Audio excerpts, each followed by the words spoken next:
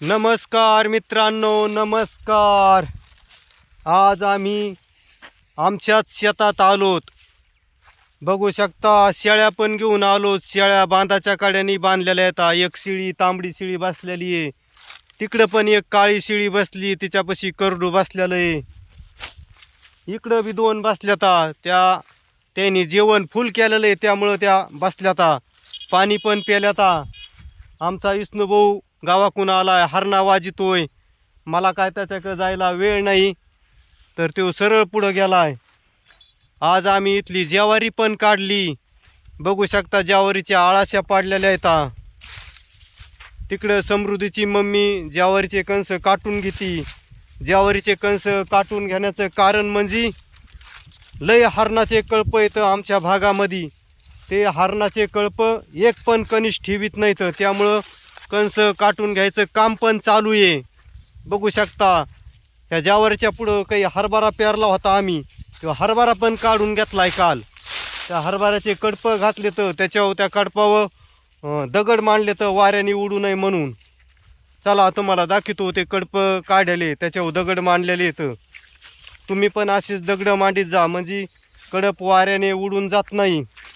बघू शकता हा बघा, एक याच्यावर पण दगड मांडलेला आहे. हा बघा, ह्या पण कडपावर दगड मांडलेला आहे. तर आता दुपारचा टाईम झालेला आहे. आम्हाला पण लय भुका लागल्याता. आम्ही पण जेवण करणार येतं. मस्त बाजरीच्या भाकरी बनवून आणल्याता, वांग्याची भाजी बनवून आणलेली आहे. तुम्ही पण जेवायला या. मस्त जेवण बनवून आणलेलं आहे. कांदा आणलेला आहे, आणखी पाणी पण आणलेलं आहे पिण्यासाठी. सारी सोय केलेली शेतात आम्ही जेवण्यासाठी. ऐका नाही रे, सांग ना. केली ना. हा केली म्हणती.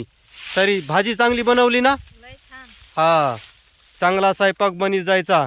भाकरी त्या व्यवस्थित एकदम लय भारी असते. हा जाळायच्या नाहीत, काय नाहीत. भाजी पण एकदम व्यवस्थित बनी जायची. चल आता जेवण करून घेऊ आपण दुपारचं.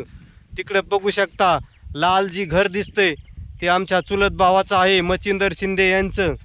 खूप भारी माणूस आहे मच्छिंदर शिंदे. पण सध्या त्याच्या मागं पण कामाचे दिवस आहेत, तो इथं नसतो, सारखा कामात गुंतलेला असतो.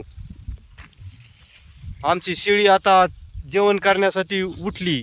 त्या शिळीचं नाव कानाळी आहे. इकडं पण तांबडी शिळी पण उठलेली. तांबडी शिळी पण जेवण करायला लागली आता. तर चला आता व्हिडिओ समाप्त करीत आहे. धन्यवाद.